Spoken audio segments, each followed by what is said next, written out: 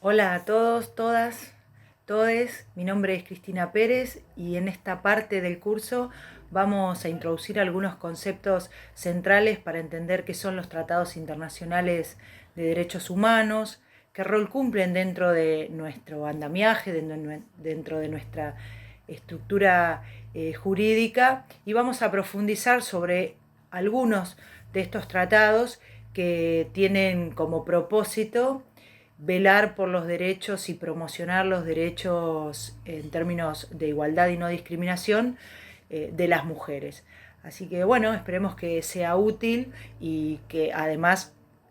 pueda complementar el resto de los conceptos y unidades que se fueron desarrollando, mis compañeras. En primer lugar, es interesante resaltar que el sistema de protección internacional de derechos humanos se da a partir de la segunda mitad del siglo XX, sobre todo cuando la humanidad entendió que no bastaba con un sistema de protección de países, un sistema de protección nacional, sino que sobre todo partiendo de las atrocidades que se dieron en el marco de la Segunda Guerra Mundial, más particularmente por el nazismo, la protección de los derechos humanos era una obligación de la comunidad internacional, que básicamente se pone de acuerdo sobre distintos preceptos y se empieza a trabajar en el marco de Naciones Unidas, de la Organización de Naciones Unidas, distintas convenciones, distintas declaraciones universales sobre derechos de la humanidad en general y de distintos colectivos en particular. Y los estados, parte de esas convenciones o de esos tratados, se comprometen, se obligan ante la comunidad internacional a llevar adelante distintas tareas que tienen que ver con la protección de esos derechos. Tareas que en algunos casos implican la reforma estructural de las estructuras nacionales, tanto puede ser en materia con leyes en materia legislativa o en el ámbito de la justicia, y también políticas públicas. Y además también asume la responsabilidad de ir adecuando todos los resortes institucionales para justamente propender a los distintos programas, a los distintos horizontes que van proponiendo o conteniendo cada una de esas convenciones en particular. Vamos a ver en un video en el video siguiente, bueno, cuáles son esos tratados que se incorporan a la Constitución a partir del año 1994. En el año 94 hubo una reforma que permitió que estos tratados, a los cuales había suscrito nuestro país y que se obligaba de esta manera ante la comunidad internacional, bajo también la posibilidad de supervisión, de seguimiento que esos distintos tratados van teniendo, y también a la posible sanción en caso de que no se cumpla. Esto también es importante resaltarlo. Y en el video que sigue vamos a estar enumerando cuáles son esos tratados, qué características tienen, cuáles son sus objetivos, que es un video elaborado en el marco de otra exposición, pero que en términos de contenidos tiene que ver justamente con lo que estamos hablando. Así que vamos a continuar por ahí y después vamos a profundizar sobre uno de ellos, más particularmente sobre la convención que nuestro país ha incorporado en el artículo 75, inciso 22, como un instrumento internacional que protege particularmente la violencia de violencias a las mujeres. Así que vamos a verlo y después vamos a estar analizando más puntualmente en este aspecto. Con estos tratados internacionales, que a partir de la reforma constitucional del año 1994 se incorporan con rango, con jerarquía constitucional, y de esta manera se complementa con ese bloque constitucional de acuerdo a lo que establece el artículo 75 en el inciso 22 de la Constitución Nacional. De esta forma, las leyes nacionales y locales deben interpretarse y formularse en consonancia con estos tratados y estas convenciones. Y aquí algo interesante, porque justamente prevé que en el futuro toda sentencia judicial, toda ley que apruebe el Congreso Nacional tiene que tener como horizonte y como miras justamente el respeto irrestricto de los derechos humanos que se consagran en los tratados y convenciones internacionales a los cuales adhirió nuestro país y se incorporaron en la Constitución, y luego también aquellos que a partir de una mayoría calificada en el Congreso Nacional de las 2/3 partes se van incorporando, como por ejemplo la última incorporación, que es la Convención sobre los Derechos de las Personas con Discapacidad en el año 2008. Estos tratados, estas convenciones, no derogan ningún artículo de la Constitución, sino hay que leerlos permanentemente en una idea de complementariedad. Los tratados vigentes son la Declaración Americana de los Derechos y Deberes del Hombre, que se aprobó en Colombia en el año 1948, que nuestro país suscribió al mismo, la Declaración Universal de Derechos Humanos del año 1948, que cumple 70 años en estos días y que justamente establece cuáles son esos derechos universales que son una propiedad, un patrimonio de la humanidad, y por eso la necesidad de que el cuidado, que la garantía de los mismos no corran solamente por parte de los países en forma individual, sino que exista esta plataforma común, entendiendo que son inherentes a la propia humanidad. También la Convención Americana sobre Derechos Humanos en el año 1969, el Pacto Internacional de Derechos Económicos, Sociales y Culturales en el año 1966, también, complemento de el Pacto Internacional de Derechos Civiles y Políticos, la Convención sobre la Prevención y la Sanción del Delito de Genocidio, la Convención Internacional sobre la Eliminación de todas las formas de discriminación racial en el año 1967, la Convención sobre la Eliminación de todas las formas de discriminación contra la mujer en el año 1979, que han permitido que distintas leyes, tanto provinciales como leyes nacionales, pudieran adoptar criterios que quizás hasta ese momento no habían sido contemplados y que en virtud de la vigencia de estos tratados pudieron avanzar en la garantía, en el resguardo y en la promoción de nuevos derechos para este grupo históricamente vulnerabilizado a nivel mundial como son las mujeres. También la Convención sobre los Derechos del Niño en el año 1984, la Convención Interamericana sobre Desaparición Forzada de Personas también en el año 1984, la Convención sobre la Imprescriptibilidad de los Crímenes de Guerra y de los Crímenes de Lesa Humanidad, un tema más que sensible en toda la región y también, por supuesto, en el territorio nacional, y como decía hace algunos minutos, la Convención de los Derechos de Personas con Discapacidad, que impacta de manera directa en toda la legislación, incorporando este nuevo paradigma que es la discapacidad vista desde lo social, vista desde aquel lugar donde no pone el eje sobre la víctima, sino justamente de los impedimentos y de lo que tiene que realizar el Estado para garantizar ese acceso. El acceso está dado por aquellas herramientas que se puedan crear y no la discapacidad vista como la imposibilidad que tiene la persona para acceder a algún derecho. En este punto hay que detenerse en algo central que se ancla con esto de los tratados internacionales y que es cómo se mira la responsabilidad del Estado. A partir de esta suscripción que hace el país a las distintas convenciones, toda legislación nacional debe ajustarse y debe ser interpretada en consonancia con estos tratados. Y lo más importante es que marcan un camino paradigmático respecto a esta responsabilidad que el Estado tiene, en tanto, por un lado, rector de políticas públicas y por otro lado, como la garantía del ejercicio de los derechos que están contenidos en estos tratados. Y por supuesto, cuando hablamos del Estado, hablamos de una justicia que sentencie mirando este tipo de derechos incorporados en los tratados y en las convenciones internacionales,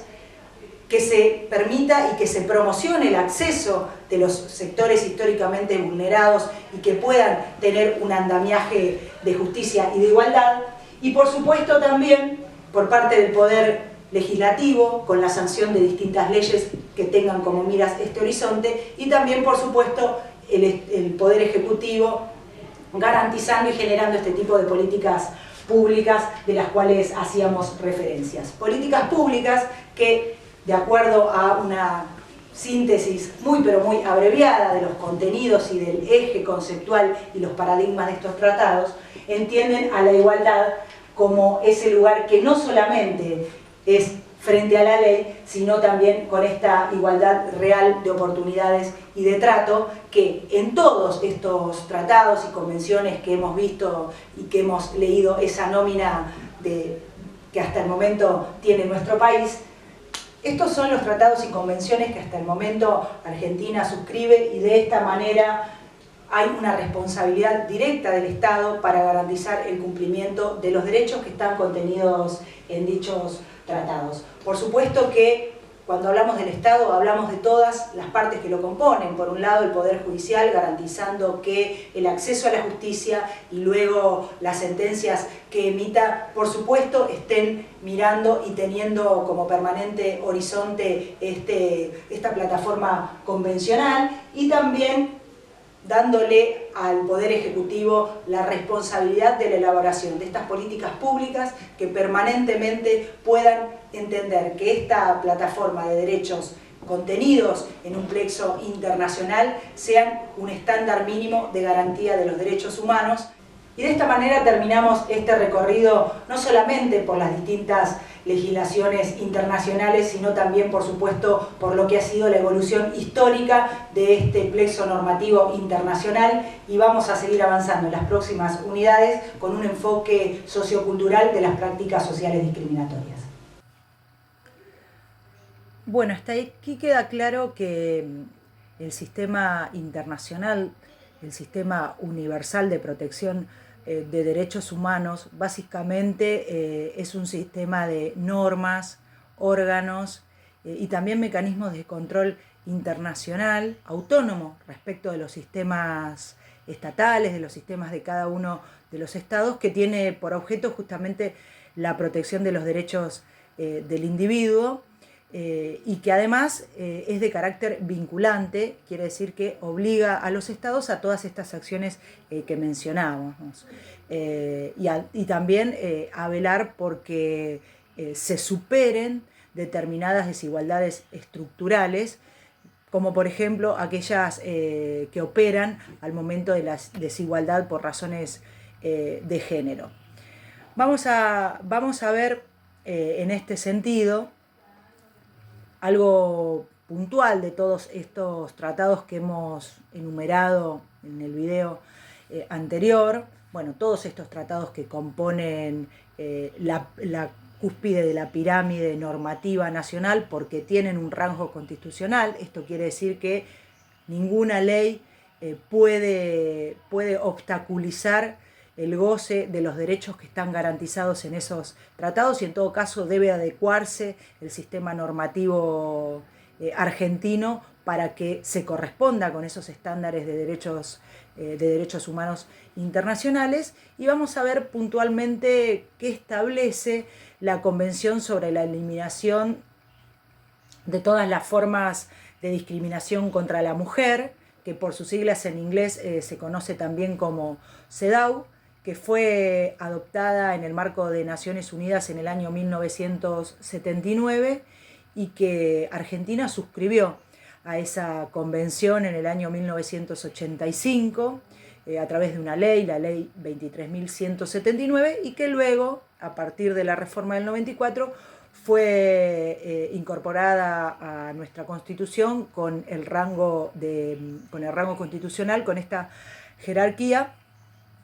Y vamos a entender en qué marco se da, cuáles son esos preceptos que operan al momento de diseñar esta convención y a qué objetivos apunta, cuáles son todos esos frentes que contempla la convención, que contempla la CEDAW, y también los mecanismos de seguimiento, o en todo caso, bueno, cómo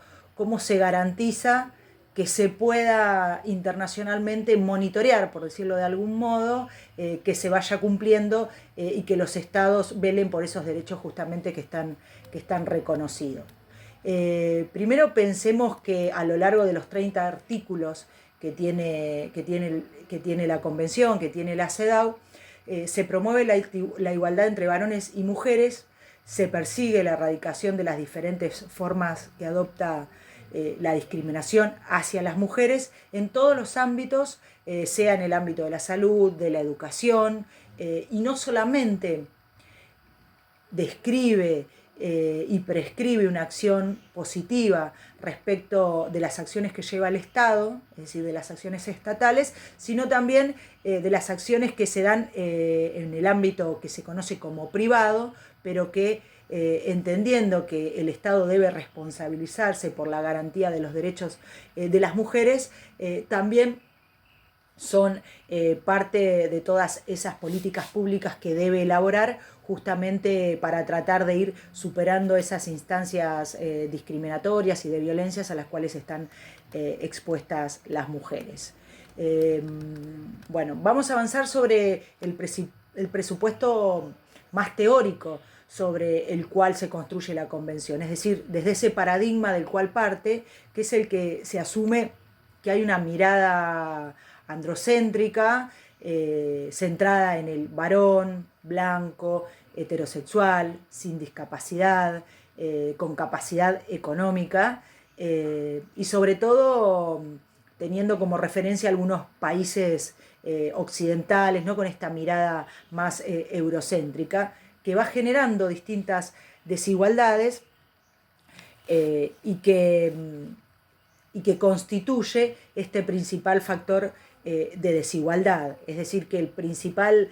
obstáculo que entiende la Convención hay que superar es esta matriz cultural. Digamos, más allá de todas las adecuaciones legales y formales que puedan promoverse y que puedan darse en los distintos estados, en los distintos países, entiende que hay toda una estructura patriarcal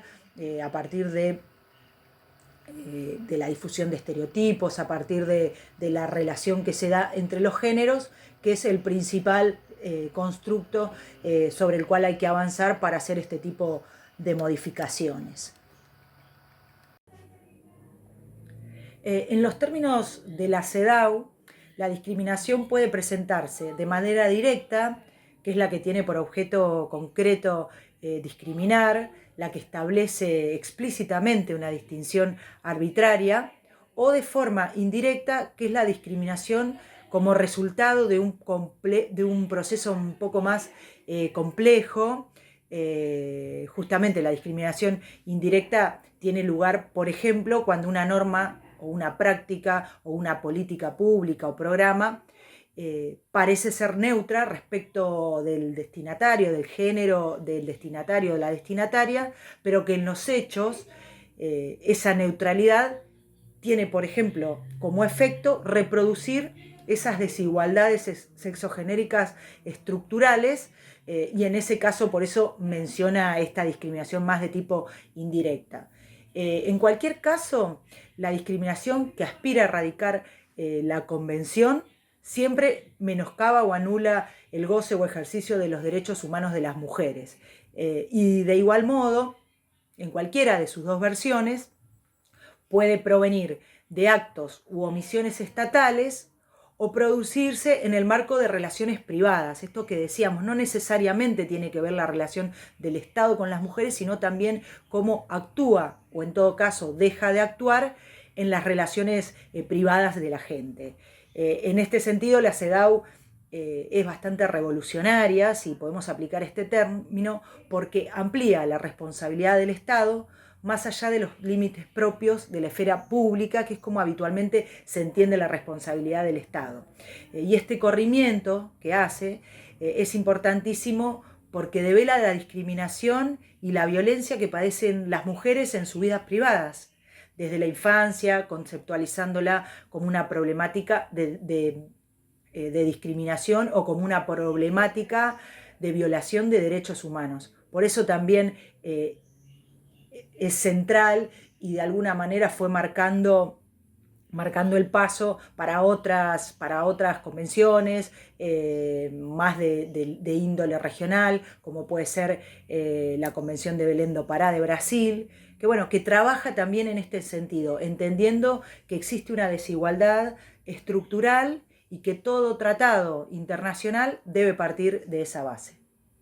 Para avanzar, podemos establecer que por impacto de la CEDAW, la Argentina tiene que cumplir una serie de obligaciones con la debida diligencia, así lo menciona la Convención, lo que requiere básicamente que diseñe, que despliegue una serie de medidas tendientes a la prevención, a la investigación, a la sanción y también a la reparación de la discriminación que sufren las mujeres, cualquiera sea la modalidad en que se manifieste. El abanico de deberes estatales que describe es amplio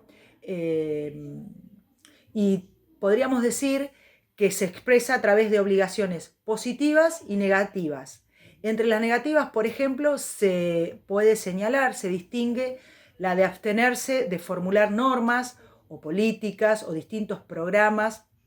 o estructuras institucionales, como pueden ser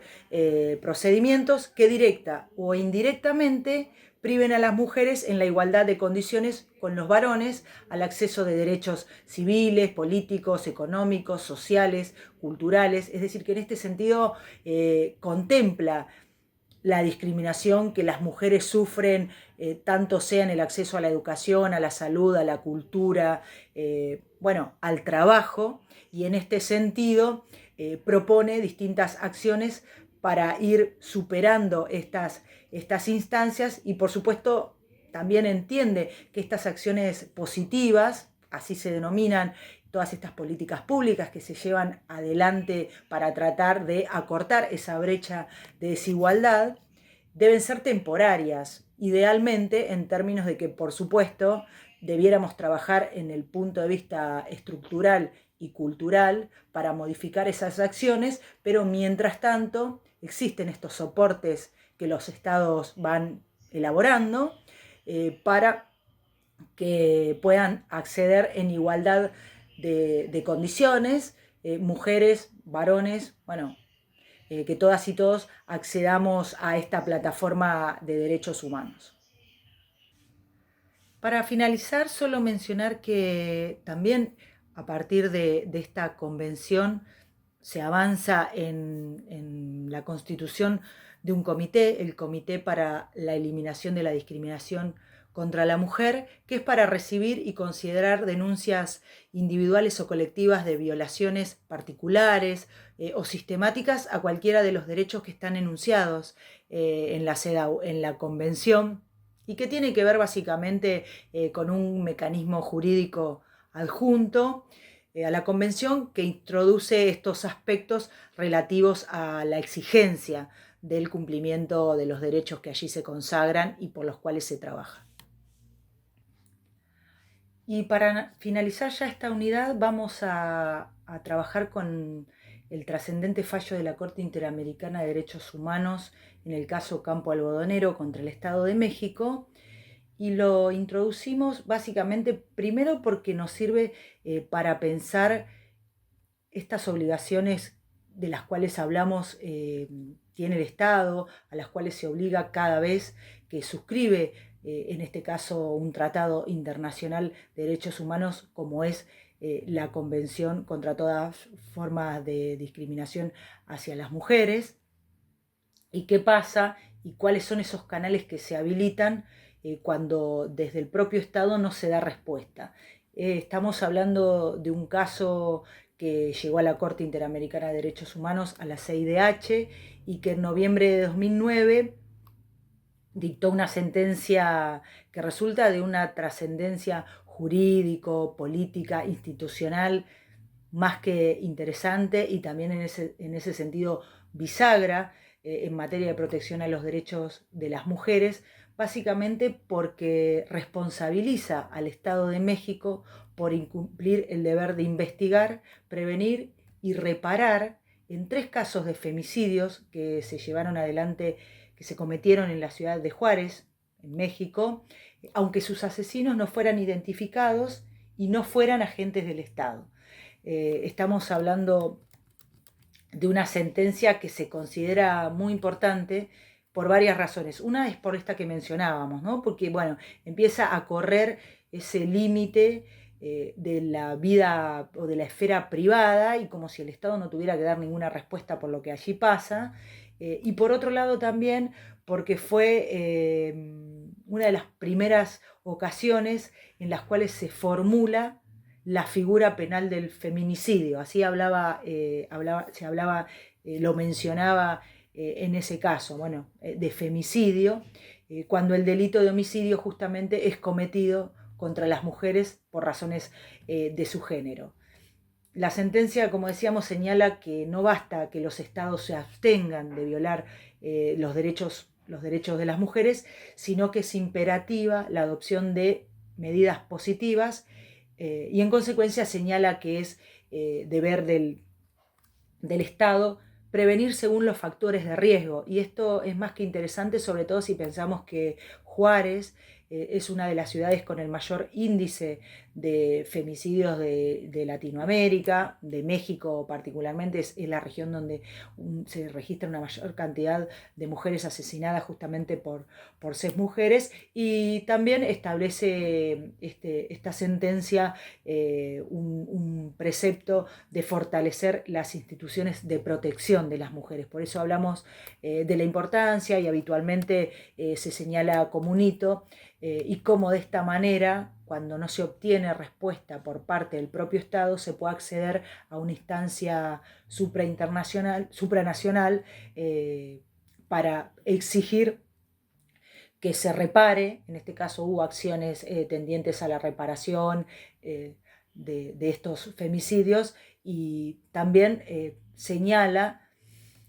algo que es más que interesante en la sentencia, y que justamente tiene que ver con la interpretación de las normas en una forma sistémica. Y esto quiere decir básicamente que cada norma, que cada legislación debe interpretarse como parte de un todo cuyo significado y alcance se va fijando en función del sistema al que pertenecen. Es decir, que si estamos hablando de un sistema de protección de derecho de las mujeres, bueno, debemos comprender, debemos analizar e interpretar toda la legislación, y los fallos judiciales también tienen que ir en este sentido, en el sistema menos restrictivo para las mujeres, y que de mejor manera se pueda avanzar en esa protección que estipula, que establece la Convención.